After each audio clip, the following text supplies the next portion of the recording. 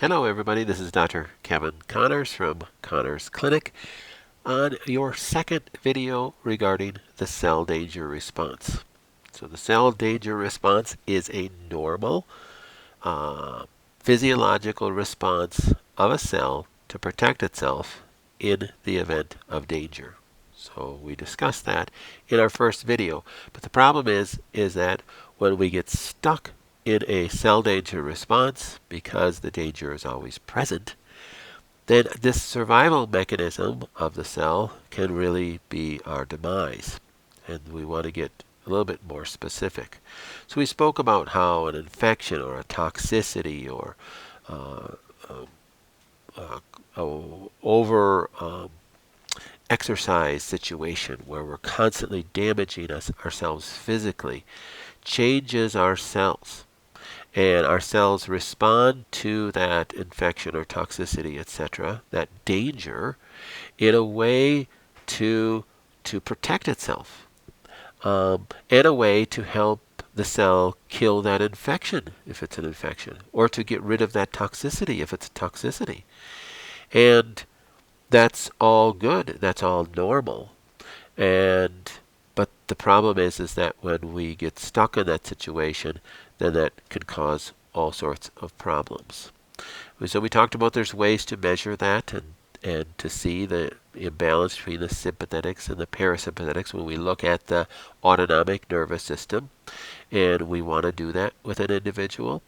But from a cellular standpoint, what are these functions that change? Well, here's just one sheet of functions that change. So in the center of this picture right here, you see mitochondria, O2, the oxygen, ATP function. That's what happens to ATP once it's formulated in the mitochondria. Cysteine and sulfur, and all the way across that blue list. Now, normally what happens to these chemicals or these reactions that take place on that the things there in the center of that chart that are highlighted blue, in a healthy situation, the reaction goes up. So in an unhealthy situation, in a cell danger response, the reaction goes down. And you can see that, I've often said that, is inflammation good or bad? Well, inflammation is good if you're trying to kill a pathogen. If you're trying to, if on a chronic basis, inflammation is very bad. We're going to see some of these things. So it's not one thing is good and one thing is bad. It's that if you're in the danger response for a long period of time, if you get stuck there, then that's what makes it bad. So let's go through a few of these to help you understand. So for instance, oxygen. What does oxygen do in the tissues in a healthy situation? Well, oxygen creates, it's the fuel for your brain. And your oxygen is necessary for a ton of cellular functions. And ultimately, it's excreted as you go up as water. So in a cell danger response, you get increased intracellular oxygen, which causes hydrogen peroxide formation, and excess hydrogen peroxide formation it eventually leads to oxygen free radicals, and eventually leads to peroxynitrate formation.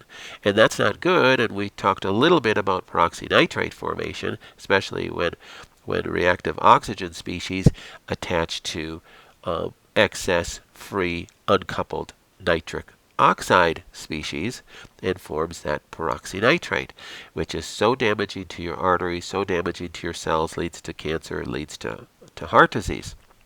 Well, does that make oxygen bad? No, it means that not even reactive oxygen species are bad. So the end point of this chart right here is the O2 negative. Those are reactive oxygen species. These are oxygen free radicals. This is superoxide molecule right here. So is superoxide molecules bad? Are reactive oxygen species bad? Well, no, they're really not. They're there to help kill pathogens, but they're supposed to have a half-life of a matter of minutes. Superoxide dismutase is supposed to grab onto that and get rid of that. So when that's not taking place, because we're in this chronic cell danger response, so even if I have no defects on my superoxide dismutase gene. So I'm producing plenty of superoxide dismutase to get rid of the normal amount of superoxide that is generated through oxygen in my body in a normal response, in a normal amount of cell danger responses that take place in a given day. But if I'm stuck in that cell danger response due to a chronic infection, chronic Lyme disease, chronic H. pylori that I don't even know I have, I feel perfectly fine.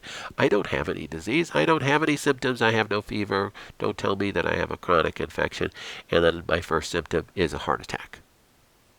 So I have this excess superoxide ion produced.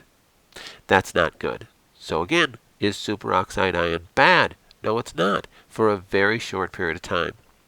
To have a very short half-life. But when it's produced in excess because I'm stuck in the cell danger response, it's going to lead to an early death. So we could go right down the chart here. ATP. What is ATP? ATP, remember, is produced by the mitochondria through a number of genetic functions. So through these genetic functions, going through glycolysis, going through the Krebs cycle, going through the electron transport chain, you're kicking out ATP molecules. It is inside the cell, causing the cell to function. So inside the heart cells, causing the heart cell to beat. Without production of that inside the heart cell, I am not going to have the energy for that heart to beat. And we're going to have problems. So in the case of a normal functioning cell, that ATP is used in the cell, is made in the cell, and is used in the cell for that normal cell function. In the case of a cell danger response, that ATP is called outside the cell, and we have increased uric acid production and increased inflammation. That's not good. Plus, we're robbing the cell of its normal production of ATP. We're robbing the cell of its energy source. So ATP, remember, is adenosine triphosphate. That is your little bundle of energy that your cells make in the mitochondria of each cell in order for that cell to function. So if the ATP, that bundle of energy, is getting robbed outside of the cell because it needed to fight the enemy, then the cell itself is going to suffer. In the case of a heart cell, you can see what the suffering is. It's going to be chronic fatigue, especially upon exertion, because my heart just doesn't have the same energy to pump as it used to. Each individual cell is damaged. In the case of any other cell, you're going to have chronic fatigue as well, but it's going to be more muscle fatigue. It's going to be more brain fatigue. It's going to be, depending on where this chronic cell danger response is taking place. So it's really kind of interesting. Cysteine and sulfur production. That's through the transsulfuration pathway. If you go back to some of my genetic videos, if in a normal functioning cell you're producing glutathione, that's what you see above that circle there. Glutathione is your main cellular antioxidant, getting rid of extra free radicals inside the cell, preventing cancer. In the case of a chronic cell danger response, glutathione is used for excretion. It produces hydrogen sulfide, which is good in a temporary position. Is this bad? The free radicals that it's producing? No, it's not. This is what's helping kill cancer cells. This is what's helping kill infections. But chronic cell danger response, chronically stealing glutathione from the cell, can eventually cause cancer. So this is where balance is everything. So this is where I've said numerous times on my videos, is something bad or is something good? Well, typically, no. Nothing is bad or good. It's all about balance. Even peroxynitrite, is that bad? Well, within balance, no. But you should have very little of it circulating in your bloodstream. When it becomes high, it causes damage. So it's kind of fun to look at this. Here's histidine. Histidine is the precursor for histamine. Histamine is made in the mast cells through histidine. If your body's functioning normally, histidine functions to inhibit NF-kappa beta, which is an inflammatory marker which causes all sorts of damage in our body. So histidine is an inhibition of NF-kappa beta, and histidine functions as an anti-inflammatory chemical. But in the cell danger response, histidine forms histamine. So what would be the cell danger response for histamine production? Well, in the presence of an allergen or in the presence of an antigen. So if there's an allergen or an antigen present, histidine will produce histamine, capillary dilation. This is where you get some rashes and skin conditions of excess histamine, but in the gut it produces just inflammation in the gut, increased tissue oxygenation, and just overall systemic inflammation. That's not good. You add on top of that defects in your inability, the genes that create enzymes that degrade histamine, like your HNMT genes. Well, then you're in a world of hurt, because now you're producing excess histamine because of you're stuck in a cell danger response. So you got excess tissue inflammation systemically. And then you have HNMT gene defects. That's the gene that makes the enzyme that degrades histamine in the tissues. So you have a lot of defects on those genes, and you don't degrade histamine in the tissue. So now this cell danger response is ramping up histamine systemically, means throughout your whole body. So you got this increased ramped up inflammation throughout your whole body and a decrease of the inhibition of NF-kappa beta. So you have an increased risk of cancer, and you can't get rid of the histamine. It's very frustrating, isn't it? It's like, what is a person to do? Well, there's a lot of things to do, and we have to address the problems, right? There's a whole other row of things I could go over. And we'll get to those maybe individually in further presentations, but I could talk forever, and I probably lost 75% of my audience already. So let's move on. What do I do? This seems hopeless. Well, you have to identify the causes. If you don't get rid of the inflammatory response that's stimulating this inflammatory response in the first place, you're never going to win. Had somebody on the phone with me just yesterday. Well, what am I supposed to do? Is it the priority to kill the Lyme, or is it the priority to take care of the pain and all these side effects that I'm having of this Lyme? Well, let's just think about it. If you don't get rid of the cause, you're never going to win the battle. So you absolutely have to identify and start working to correct the cause. And yeah, you can subsequently treat the symptoms. That's just fine, because we all want to feel better. But if you're not getting rid of the cause, you're never going to win. You have to support the pathways. I'll hound this to my death.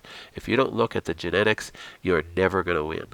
And these are the people that struggle and struggle and struggle because they're not adequately looking at the genetics. And please, please, do not go to somebody who says that we're supporting my MTHFR defect because I have a homozygous defect on 699 MTHFR, and that's my whole problem. When you look at the giant picture of your genes, your methyl tetrahydrofolate reductase gene is a tiny little fish in a great big pond. You have to look at all your genes. You need to do 23andMe. That's the best test out there right now. And you need to go to somebody who's going to take a 10,000 foot away picture of all your genes, not just looking at one gene and thinking that they're going to support that, because that could be very, very dangerous. So go to this website, go to my website, again, go to the genetic testing tab, watch some of the videos on there, and that will help you understand it. That will help you understand how you actually go and do your 23andMe. And then you can call and we can go over that. But it's very important that you support these pathways, and that's the only way that you're ultimately going to heal. You have to fill in each piece of the puzzle, and you got to look at what's missing. And most people that I talk to have some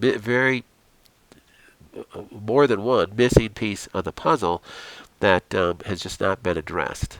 And quite often it's genetics. Sometimes it's other things as well. But you want to look at that. All right. Hopefully I didn't bore you to death and you learned something from this. I have a whole bunch of other videos on our website about a whole bunch of other fun topics. At least I think they're fun. Check them out, and I appreciate the audience. Thanks. Bye-bye.